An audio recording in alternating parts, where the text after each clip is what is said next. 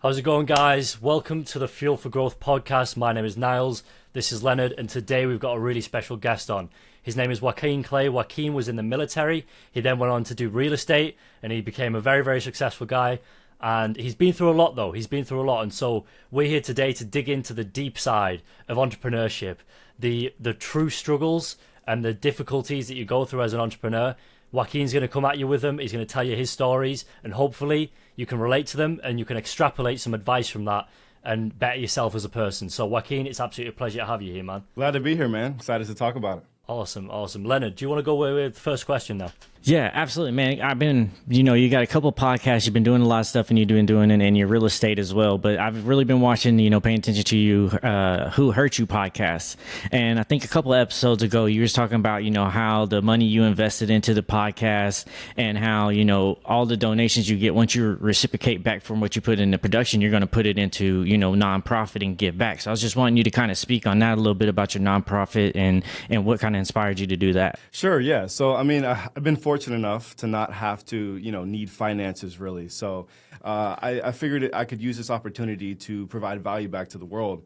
I've been very fortunate by the United States of America. I love my country, and it's done so much for me. I want to make sure that I find a way to, give back in a reciprocal fashion. Specifically with Who Hurt You, I think the run cost up front was like somewhere around 75 grand, which is what it costs to build the platform. And then it's expensive to keep it going because, we have to hire scouts to look for girls. We got the social media guys and Brett and all them. So the run costs, it's upwards of $3,000 a month-ish, $4,000 a month. So once the podcast meets that threshold, and I pay everyone what they need, anything past that gets, given out to various organizations. And I think some of the biggest negative impacts on society today is the death of the nuclear family. So one of the programs we give to, it helps single moms get back out, and learn how to properly care for children on their own. Because when you have single moms raising kids, we know that's a big contributor to, society and those who go into some of the jail systems and stuff like that. So, but yeah, man, so we give to those organizations, and we also give to orphanages. We help out with kids that don't have anyone. But I feel like our youth is the solution, man. So that's one of the primary people we try to help and give to with that podcast. Yeah, I was just saying, is there anything that sparked that, the want to look after the youth? Yeah, I think the future of America is dependent upon the youth, right? Because once we go, we're young ourselves, but once we age and we go, they're the one that comes in and replace us, right? So the key to America's future is the youth. So all of our investments should be there. It's like investing in a company. It's the same thing. If you want a company to be the most successful, you invest into the training of the organization or you invest into getting the best talent. And the best way we can ensure the best talent for our nation is investing in our youth and ensuring that the people that come up and run the country in the future or, the people who work within our country are the best of the best. And that's the best way to do it. So when it comes to basically the real estate and getting to a position where now you actually can help people and help people out, what was it that, how did you get to that position where you can now have a bit of finances and you can actually do all this stuff? Sure. Well, you mentioned earlier about struggles. I definitely went through some of that. So when I first, I was in college at the time, and this is probably around 2012-ish. So I went off into, straight into college, from high school, I went to college really young. And my family stopped supporting me during my time in college. And I had to drop out of college because I couldn't pay the bills anymore and I didn't have a job or anything like that. So when I dropped out of college, I felt like life was over, right? I felt like a failure. And I was disowned from my family, so I was actually technically homeless. I did sleep behind a dumpster, sleeping in cars. I didn't really have much of anything at all. As time progressed, I was like, you know what? I got to find something to do, man. I can't pay for college, can't go into college anymore. So, excuse me. So what I ended up doing was I got approached by a recruiter for the military. And the recruiter was like, hey, listen, man, do you want to join the military? I'm like, hell no at first, because I was, I wanted to be rich, man. I was like, I want to be rich, man. I'm not going to get money in the military. But, I talked to him. His name was Sergeant Baskin. And eventually he convinced me to give it a shot. So I did. During my first 3 years in the military, what I did is I lived beneath my means, big time. So what I did is I came in, I was probably living off maybe $500 a month, renting out a tiny little room, driving a beater car, and all the money I would get from my paycheck, I would put off into, saving investments. I put a lot into, Tesla stock, Bitcoin, things like that earlier on. And at the time they were much lower than what they are today. Yeah. So I put a lot of money into those two main assets, and I just continued to invest. Deployments or field assignments. I saw it as an opportunity to put even more money away. So I was basically living like, I was basically homeless, still living that way. So as time progressed, I ended up going into psychological operations, which is a branch of the Special Operations Division of the military. So when I went off into there, you get promoted, right? So I got promoted, doubled my income, and I continued to put more money into investments. And I never changed anything. Even though my income went up, I continued to live as if nothing changed. And I kept putting that money into investments and investments. I think by my 4th year in the military, I'd saved up maybe 220 grand, 230 grand, somewhere in there, right? Just from putting away little bit, 2,000 here, 3,000 here, 2,000 here, over and over again. So by then I was like, all right, well, I need to start doing some big moves. So I contacted a few friends in the real estate game, and also my family. We had started talking again, and they gave me some advice as well. So I started going into real estate wholesaling. So I started doing wholesaling on the side. So every weekend or every night, I was looking for opportunities to wholesale. And during the day, I'm still working in the military, serving my country. I had a couple of last deployments. One of them got injured, ended up medically retiring. But during my entire time in the military, every time I got stationed at a different location, I purchased a house there. I lived in there, whether it was a duplex and I rented out the other side or getting an individual home for myself. And then at the same time, I was buying local houses around my area and I was doing wholesaling. So I think by the time I got out the military, come around 2020, late 2021, early 22, somewhere around there. When I got out the military, I got a full medical retirement, which allowed me to not have to worry about spending any of my own money. I continued to live like I was poor, continued to live like I was broke. I was driving, like a $20,000 Kia Optima at the time. So I took that money, and then I continued to invest. I continued to buy stocks. Tesla stock jumped. Like Tesla stock exploded, dude. And I was able to gain somewhere around, I'd say, 1,000% on my money or something like that from the money that I put in during my service. So I took out all that money, bought a fuck ton of houses. So now I think we have 22 rental properties long-term. We just added 4 more short-term Airbnb properties, Miami, New York. And then I think I have about 2 million-ish in stocks at the time. Like right now, I think it's somewhere around 2 million. It goes up and down. The stock market's kind of crashing right now. Screw Tesla stock. But anyways, but overall, yeah. So that's how I kind of went from 0 to 100. But basically living like I was really, really, really poor, and then maintaining that as my income increased, and increased my investments and put everything I could into growth. That's pretty much all I did. I still do it today. Okay, so what was like just jumping into that or diving into that? Where did you go to get knowledge and resources to start learning, starting off? Dude, YouTube University, man. Okay. YouTube University. Like it's, and I'm not to down education, I did go to college. I ended up finishing college later on, but college is not going to teach you how to get rich, man. It's not. It's going to teach you how to be a good employee for other people. But a lot of the stuff you need to learn, you can find out online or from people like you guys, right? People that have experience in the field. You can talk to them, you can learn. So I personally, don't recommend if going to college just for the sole purpose of learning how to make money. That's not where you go there for. You can use it as a secondary asset, to build up your credibility in a space, et cetera, to make money. But I will tell you that YouTube University is a good place. Also, if you go to, there's courses you can take. I did look into Grant Cardone, started that for a while. But courses like that you can look into, or experts in the space, is a great way to do it, man.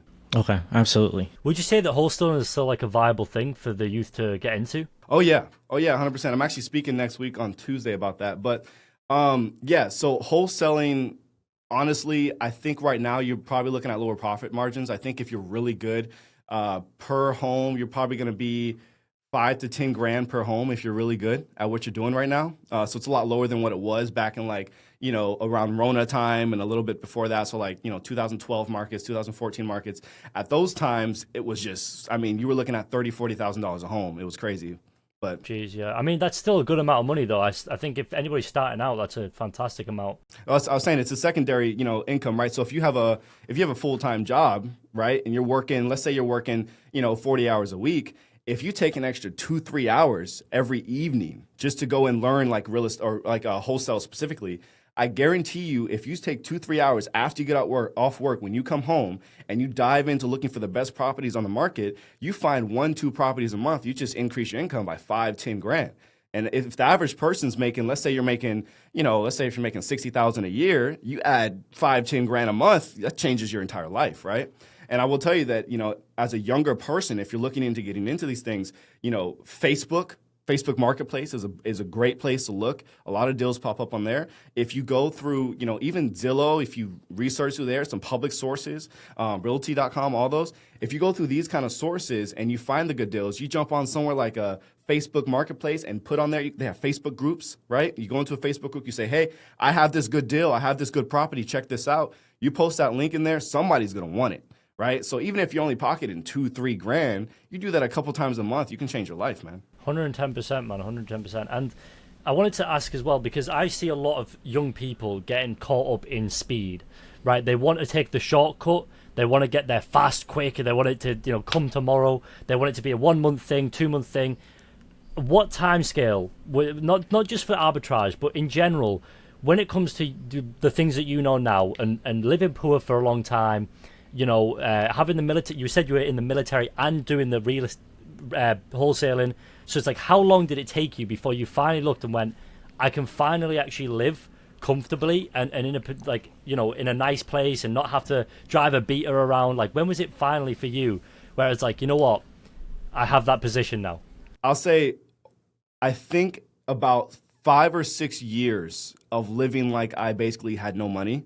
And then I'd say, after that first 5 or 6 years, I started, having a little fun. I'll be honest. I went and I did get a Tesla. I started driving a Tesla as my main commuter. And at the time, they were more expensive than they are today. And then I also got my own first home. I think it was like a 6 or 7 bedroom at the time.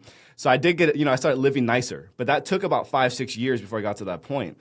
And what's crazy is during that time period, just to put this in perspective for some of the, younger guys watching, I was easily clearing $50,000 a month between all my income sources, but I was living in this old white lady's house. I was living in the back of her house. This place I was living in was maybe the size of like an office-ish. And I was living in a single bed, right? I had a TV the size of I'd say a 32-inch TV, some shit like that, right? So the point is and this is from a person making 50 grand a month, right? But I think if a lot of kids, what happens is they celebrate too early, right? I think Kobe Bryant is famous for saying, you rest at the end, not in the middle. What happens is kids, they get a little money, they get excited, and then they jump into this first opportunity I have 5 grand. Let me go out and get a, Louis Vuitton sneakers or a nice watch. Like, no, man, take a break. Wait a second. I look like a hobo. I looked like a straight up hobo for years, right? I wore the same set of 5 clothes, but all this while making 50 grand a month. So the point is, I think if you have a long-term vision and you focus and say, okay, screw the next 5 years. Just put it in your head before you've even started, man. Before you start, say, for the next 5 years, I'm poor. It doesn't matter how much money I make, and just grind your ass off. I'll work all the competition. I'll work everybody else. And then at the end of that 5 years, then go get your yacht and have a little fun. Yeah. Because that's something, and I can't remember who actually said it, but they said to have the life you want, you're going to have to live a year of a life that you don't want. You're going to have to sacrifice a year, and then you're going to be able to do it. So and his point was once you make success too, so that you start having good success that year, don't start going living off those memes and think that that's your standard now. Take that year, live like you don't want to, and then you'll be able to have a lifetime of what you actually want. So sometimes you just got to take those sacrifices and take a step back and not try to move too quickly. Yeah, my rule is I never try to live on more than 10% of my total income. That's a really good rule. That's a really good rule. And what about the mental health though? Because earning that kind of money, and even before earning that money, going through that kind of those phases in your life, how do you deal with that? Oh man, so I'll tell you this. It kind of compounds a little bit because at the same time as I'm going through all this stuff, I went through a difficult time with a woman. I think I told that story on another pod we did. But in addition to that, I lost love of my life, right? At least I thought so. She wasn't. But the point is I lost what I perceived to be the love of my life. I also, she had taken a bunch of money from me There was times where even before I joined the military, where I was homeless, right, sleeping in my car, I had to shit on the side of the road. I shat in someone's front yard. I straight up, because there was nowhere else to go, man. Everything was closed. And I had to like wipe my ass with like napkins from Burger King. There was times where I had, showering at 24-hour fitness, right? I went through it all, man. It was honestly a terrible experience. And then even going forward, when I was in the military, there's times where I'm deployed, close friends dying, etc. So, mental health is a very, very important thing. That's true. And I think a lot of people, they tend to, I prescribe to Andrew Tate's philosophy, if that's okay to talk about on here. But I have Andrew Tate's kind of similar philosophy. And I believe that if you view the difficulties that you approach in your life as an opportunity to prove who you think you are, that's how I kind of look at it. So when things get difficult, when I'm in those times where like, dude, I don't know how I can make it out of this, I look at it as, well, if I'm the one that can make it out of this, what does that say about me? Because I think you have to believe that you're this unstoppable animal, like you're this beast, right? And when you go through these difficult times, when you're like, dude, there's no way out of this thing, if I can make it out of this, then I'm the man who I believe I am. Right. So I looked at it as an opportunity. And what that does is when you're in these difficult circumstances where you feel like, everything's over, life is ending, instead of it's an opportunity, right? This is a chance to prove yourself. And when you approach it through that lens, you start looking for problem solving methods, right? Because what a lot of people do is they run into a problem. Life is difficult. Life is hard. And then they're so focused on the problem itself and their emotions that come with it, it blocks logical thought and inhibits their ability to find a solution to the problem. But if you approach it as, oh, great, another opportunity to prove myself, you're already thinking about solutions, right? And if you have that mentality, it doesn't matter what you're going through, you'll make it through. Yeah, no, and I kind of want to speak to the point too, as you brought up there, because I'm ex-military too, as well as active duty. I signed up radar operator, but when you deploy your infantry first, I was 50 cal gunner for an EOD team, and I was out of 4-2 ID. So, but a lot of soldiers deal with homelessness as soon as they get out and they come back. And a lot of soldiers deal with mental health as well, because when you got that uniform on, you almost kind of feel like a superstar. You feel like you're seen, everybody notices you, and it's a good feeling. But it seems like once you take off that uniform and you step over to the veteran side, you're almost forgotten. And a lot of people and a lot of soldiers and a lot of veterans have a problem dealing with that transition. It's not only just transitioning into the civilian world, but going into from that transition of feeling like somebody that mattered and was seen to being going right back to completely invisible by everybody else. So I was kind of wondering, how was you able to convert over to that, and how was you able to deal with self-improvement versus self-acceptance for certain things that was just going on, and the differences between military and civilian world? Yeah, man, I think a lot of people don't recognize the mentality of men is that it is important how the world views us and the respect that we receive as men. And when you're in the military, it seems like it's this constant flow of that respect. And when it gets ripped away, it's like you're losing self-purpose. It's like your identity is being taken away with it. And when I first got out, that's the same way I felt. And I was actually forced out medically, right? So I wanted to continue service. So it was seriously, I felt like my entire identity was being ripped away from me. That's what it truly felt like. And I will say that, in those moments, you kind of go through this starting over period, right? Everything is like you're a blank slate. And in that moment, I think that is a great opportunity for you to think to yourself, okay, who do I want to be in the future? You always have to make it about future. Who do I want to be? Who do I want to be? Because you can't change what's changed, right? You're out, right? You lost something, right? You can't bring it back. It is what it is. So if you approach it as, okay, this is now, again, remember that opportunity mindset, this is now an opportunity for me to prove something new, prove I am something different. I can even become better, right? And for me personally, it fueled me. Because when I got that ripped away from me, I'm like, okay, now I got to really create a new identity. Dove into my company, right? Started, hiring people, started growing over 4 times as fast. I found a new sense of worth, new sense of identity. So if you combine looking at it as an opportunity and then also throwing yourself into something else you believe in, I think it'll solve that problem. Okay, absolutely. Good point, man. Very good point. We all kind of go through that ripping apart, right? I think everybody deals with it at some point in their life, feeling like they're being torn away from something that they were so used to, whether it be a relationship, a job, military service, something of this kind. And so that opportunity mindset that you have, let's say somebody's going through that stage that you went through, the very beginning, how did they flip from being a non-opportunistic person and currently feeling like the world is ending, to no, actually it's going to be okay. What can they do? What are the little steps that they can take to start on that journey? So one thing I believe in, again, this comes from, I've heard this from so many people, but Tate is one of them. If you're feeling depressed, go get a six-pack first. You ever heard that? I think you said that before. I have actually, yeah. It's a very real thing, but it's not the six-pack that makes you feel better. And this is why I'm mentioning this. It's not the six-pack that makes you feel better. It's the act of working to earn something, right? So to these people, I think that you have to just take that first step in diving into something. Stop waiting. Stop thinking. Just act.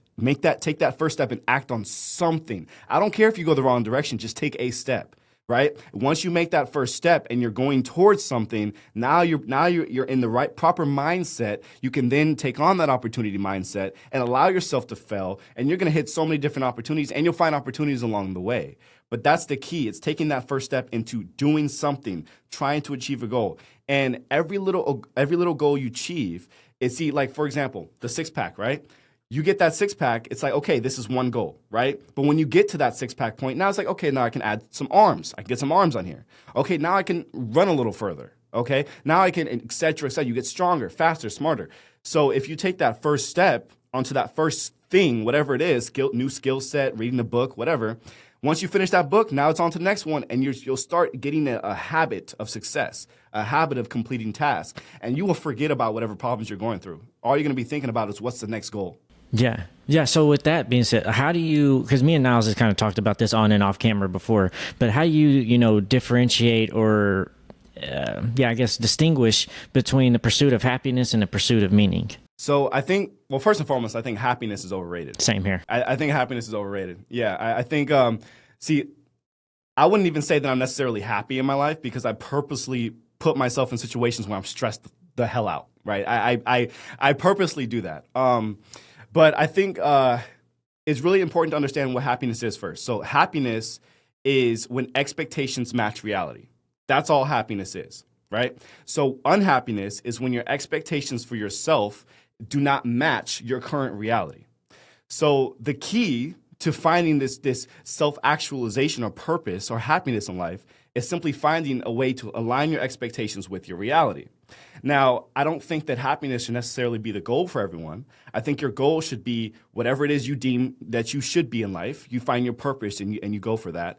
But don't strive for happiness, strive for purpose and strive for meaning and align your expectations with that reality. I think that's the key. Yeah, because I'm with you on that because I always believe like happiness is just something emotional. Like it can leave as quick as it comes. Like you can be at a show tonight, you're happy, but as soon as you leave, you get into traffic, you hit a traffic jam, that happiness is left. So I'm always about focusing on trying to find peace and purpose because peace is going to last forever. Even if you're in a high stressful situation, you'll still be able to have peace and know that you can step up and handle the situation. So I always tell people, focus on peace and then focus on your purpose because that's going to then in ultimate reality going to bring you those happiness moments a lot more than not. Yeah, I agree. 100%. Speaking on the happiness conversation, because I hear this a lot as well about happiness being the goal as such.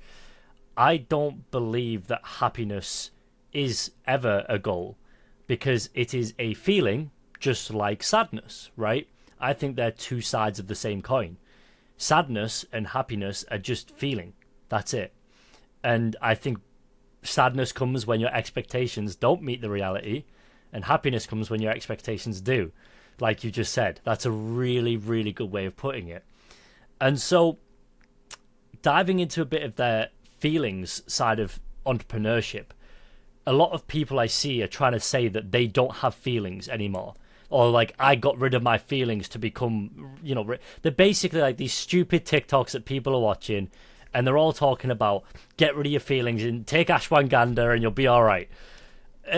What's your thoughts on that? Like on that side of TikTok and all these young people trying to do that? I think it's all bullshit, first and foremost. I will say that feelings in and of themselves are a tool, right? Because feelings, a lot of people get so focused on how they feel. But here's the thing, man. Your feelings are a result of your surroundings and what happens to you. It's a biological evolution of the body to interpret what happens in the outside world and cause a certain emotional, physical response within you to get you to have some sort of output towards that world, right? So if, for example, a tiger jumps out in front of you and you feel scared, it's an evolutionary adaptation to avoid dying. That's the whole purpose of it. So feelings are going to happen, man, and no one has complete control over those feelings. But the key is to use them as a tool. For example, let's say you have anxiety, or let's say you're depressed or unhappy, right? If you are one of these people, then your number one goal should be fixing that anxiety, depression, or unhappiness. You should be willing to do whatever it takes to get out of that. Guess what? I guarantee you, if you significantly increase your income, or you increase, or you meet a goal that you set out for yourself, I guarantee you that anxiety or unhappiness and depression will decrease substantially. So use it as a tool, man. Everyone has feelings. I have feelings. There's time where I wake up sad, or I wake up happy, I wake up whatever. But those feelings will never negatively influence my behaviors, right? Think about it from a competition perspective, right? So let's look at the world. Every man and some, and women live a very competitive lifestyle, right? Everyone wants to get what you want, right? The girl you want, somebody else wants her too. The car you want, somebody else wants that too. The house, somebody wants that too, right? So if you approach life through that lens, it's like, okay, if I allow how I feel to dictate my actions and behaviors, the guy that doesn't allow how they feel to dictate their actions and behaviors, they're going to beat me every time. Because I still wake up in the morning, whether I'm sad, tired, it doesn't matter, and I still get the job done, right? I'm going to beat you if you wake up sad and you don't work. You don't get it done.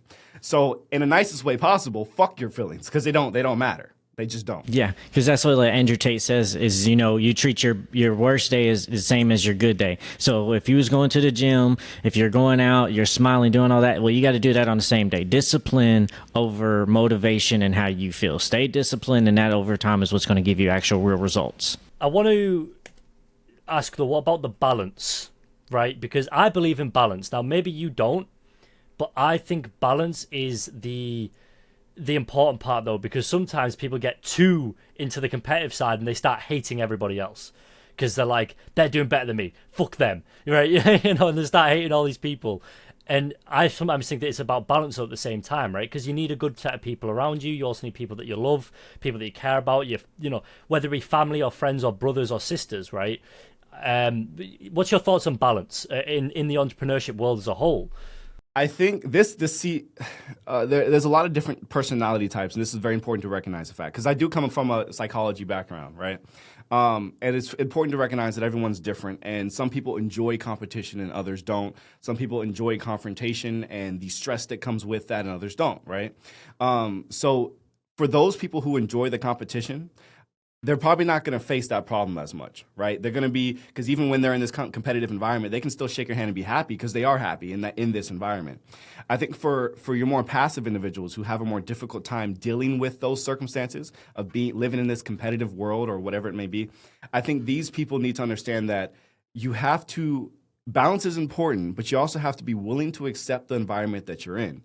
So if you make the decision that you want to be successful in a given field, environment, job, whatever, you can't go into that environment and expect the environment to change to you, right? So if you go into a competitive field, real estate, whatever, you have to accept the fact that it's going to be fairly competitive on a constant basis and be able to accept that and be happy and content in that anyways, no matter how you feel. And this goes back to what we were talking about with happiness, right? If you can accept that reality beforehand, then it matches your expectations and you'll be happy in that scenario. So balance is important, but it does come down to a person per person basis and knowing who you are, knowing your personality type, and then taking the appropriate mindset when you approach a circumstance to make sure that you're balanced within yourself, basically. I was just going to ask, I just wanted to touch on one piece about what you said there about the person by person basis and knowing who you are. Do you say then that maybe one of the most important first steps for somebody to take is understanding who they are, understanding what type of a person they are? Yeah, I mean, so understanding who you are is going to come with age and experience. I think that if you take like a 22-year-old, you might understand who you are at 22, but at 23, you're going to be someone different. 24, you're going to be somewhere different. And, the exponential difference between a 18-year-old and a 20-year-old is a lot bigger than, let's say, a 28-year-old and a 30-year-old. right? As you age, you change more you change more rapidly when you're younger, and then as you age, you tend to find kind of like a median ground of who you are as a person. So yes, I think finding yourself is important, but also being able to recognize the fact that maybe you don't know who you are in this very moment, but your priority shouldn't be just finding yourself. It should be recognizing your own behaviors, because the thing that you can measure is the behaviors that you exude to the outside world. It's hard for someone to be very introspective non-biasly, right? It's very difficult to be to self-diagnose or to self-identify flaws and problems within oneself. But the best way to figure out who you are is analyze how other people react towards you and the behaviors that you have towards them. Learn, okay, I get angry in this circumstance, or maybe I have a little bit of a temper, or maybe I get too sad in this circumstance, right? Knowing those realities allows you to adjust for them. But it's very difficult for a person to just know who they are, especially if they're a younger guy trying to find themselves. Yeah. So kind of talking about that, like you change with every year, or, at least you should be evolving, kind of become a better person with everyone. Right. So that should be your goal. Right. Yeah. So how do you, is there a piece of advice you was given on earlier that you rejected, but then as you got older, you started to listen to it and adhere to, and like your kind of thought on it kind of changed? Yeah, I think I always thought I was too smart. I wasn't as smart as I thought I was. And it took me age to realize that, a wise man knows that he's an idiot, right? And it took me time to get that mentality. So I think when I was younger, I graduated summa cum laude, multiple degrees, and I was always super smart and everything, and, special operations, and I felt like I was super cool. I worked for the CIA and FBI. So here in my mind, I'm like, I'm top shit. I'm the dopest guy in the world, so you can't tell me nothing. So that mindset I had to get rid of. And then recognize, and by the way, I got humbled, which that's a whole other story. But the point is that, but yes, 100%, man. I think the biggest thing for me was not being willing to accept advice from others, even when that other person may not be, elevated to the same status as me or whatever. For example, if I met a homeless guy and I walk by him and he's like, hey, I want to tell you something, I should give him the same attention and respect that I'm going to give to the president of the United States, because both of those people have a value to offer to my life because they know something I don't. I didn't walk in their shoes. So I think that getting that mentality was one of the biggest things that helped me, and I did not have that when I was younger. Yeah, because that's something somebody told me early on, was like, you can always learn, everybody can teach you something, but it's up to you to determine whether what they're teaching you is what to do or what not to do. But everybody's teaching you something. So that story you said you got humbled, would you mind telling us about that? Yeah, man. So okay, so I don't know, one of the guys here, I mean, I know you served in the military, but for those of you who don't know, in the military, there's a lot of different echelons, right? So I had first came in the military, I was, E1.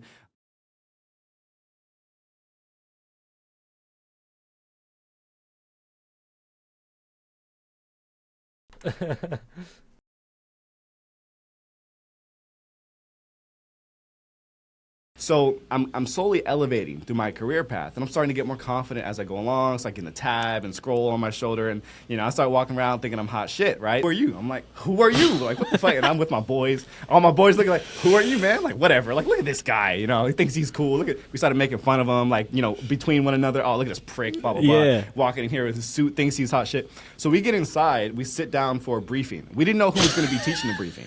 Turns out it was this guy. We're over here making fun of him, calling him a nerd, making fun of his glasses and all that shit. And then he's the one teaching our briefing that we just changed our whole schedule around to come and see. So, yeah, I got humbled real quick. And I was like, you know what? I'm going to stop thinking I'm hot shit. I'm not hot shit anymore. So what about have you gone down any other paths other than real estate? Or was that everything you ever did? Just military, real estate, and to you, that just made sense? Well, yeah, I mean, when I first got out, I contracted. So I worked for multiple contracting agencies and organizations. Lockheed Martin, Northrop Grumman, did a couple contracts for them. Did contracts for the agency, deployed around the world after I got out. Basically, I wanted to keep doing the job, but since, I got forced out medically, I wanted to keep doing some, high-speed, cool guy stuff. I wanted to be cool still.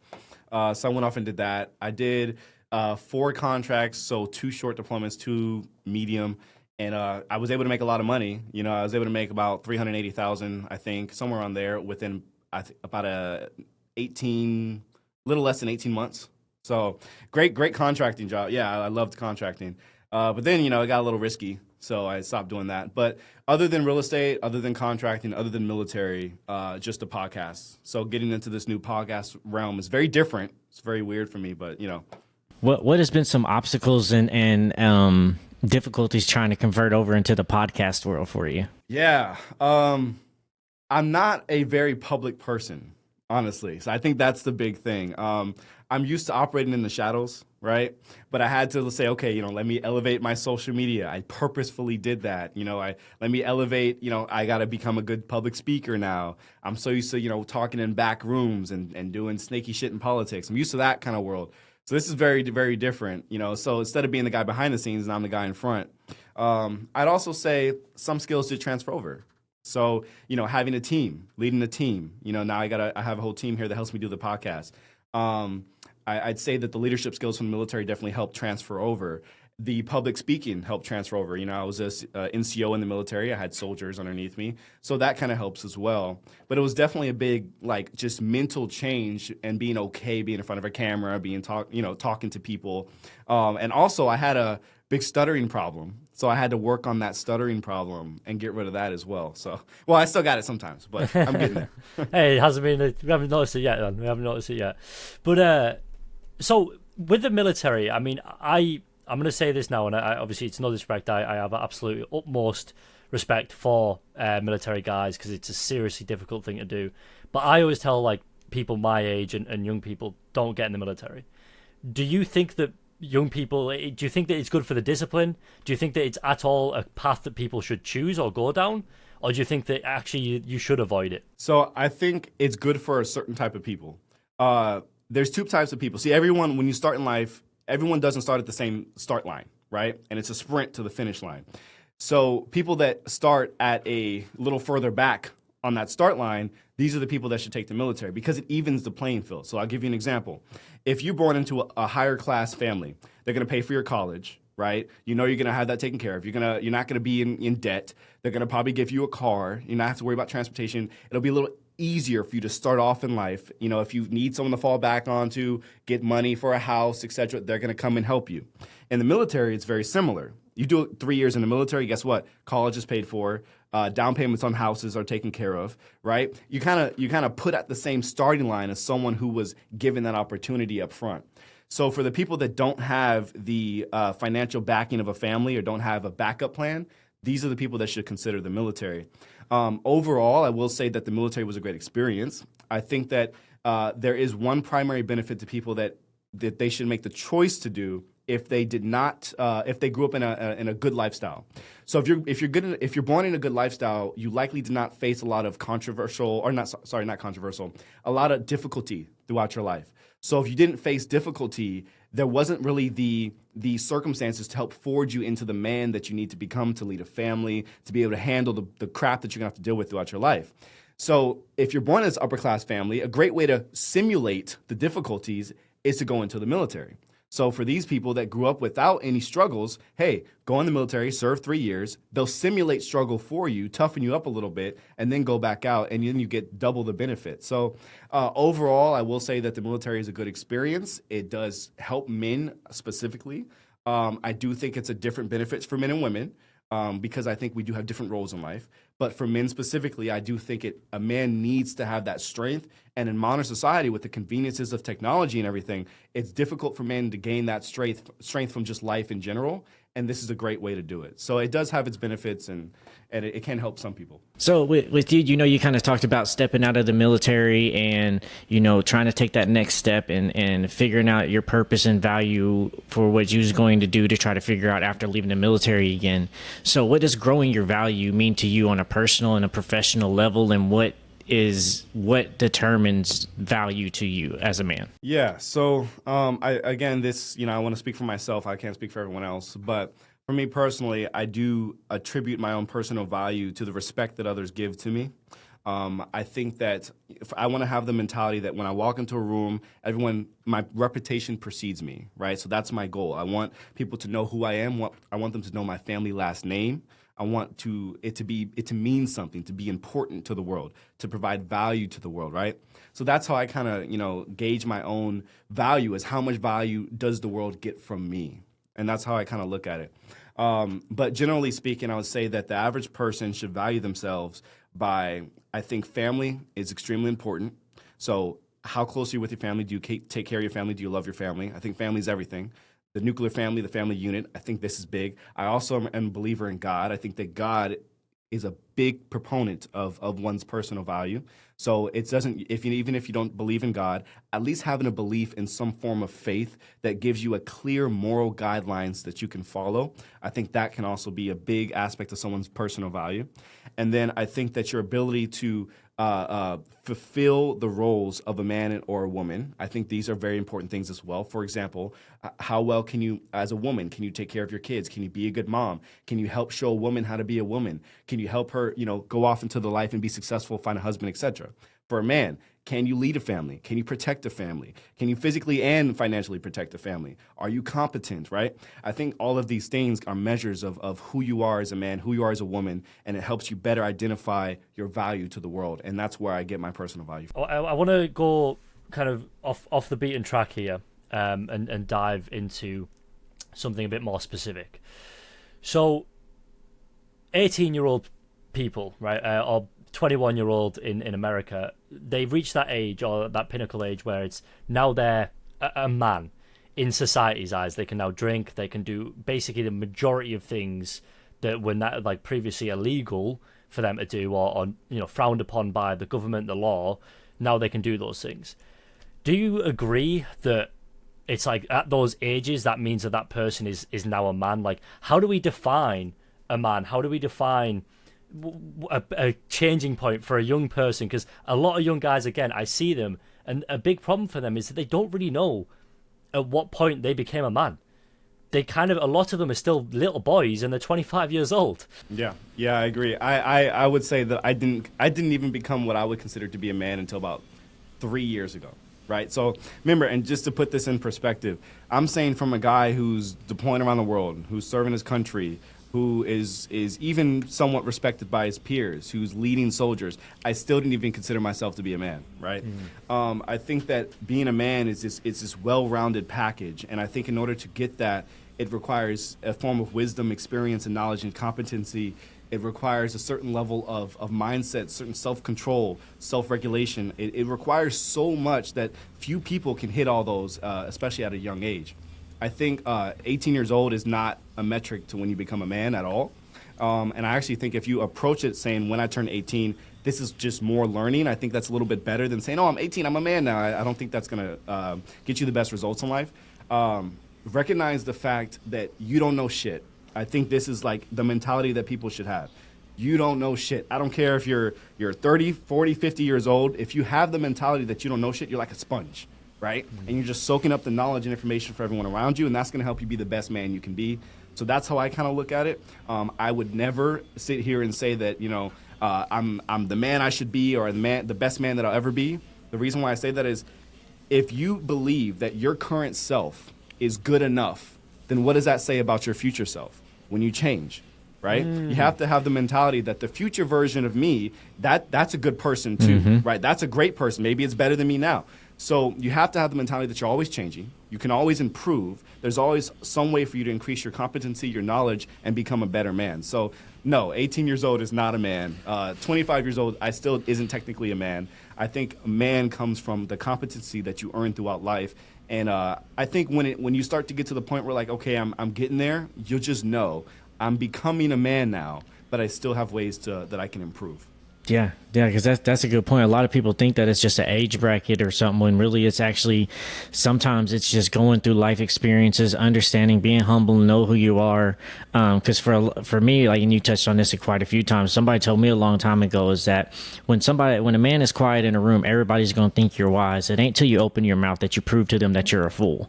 So it's always that mentality of always, no matter how much you know, you can always learn more, and there's always somebody that got some knowledge from you. So usually the loudest person in the room is the most insecure person in the room, and usually is the one trying to pull the wool over the sheep's eyes and everything. So I've always just tried to be in that mentality to sit in the room, absorb, just like you said, like a sponge, try to absorb everything in knowledge and grow from that. And that's what's been able to help me, because I didn't grow into what I thought a man was going to be until a few years ago as well. It took me a path and took me finding a bunch of other content creators that could help me, because of me not necessarily having my dad to be there to give me life lessons. And not like he stepped out or left. It was just he didn't have a male role model for him as a dad, so he didn't necessarily know what to do. So a lot of things he did kind of fumble, and then I had to figure out within myself.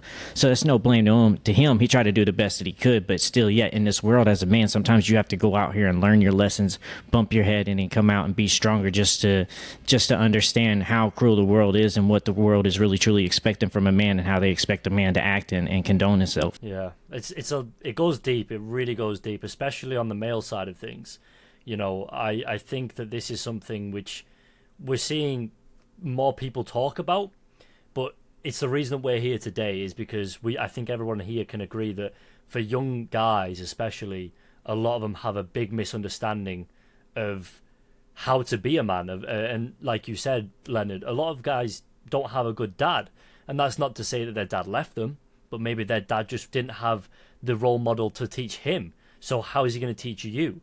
And I think it's super important to meet people like Joaquin, to look up to people like Joaquin and say, oh, you know what, this guy did okay for himself, and he did learn a lot, and he's always learning. So how can I be a bit more like Joaquin? What can I take from his life and apply to my own life, right? I think that's a super, super important thing. So, look, I don't know about you guys, but I'm pretty ready to wrap this up.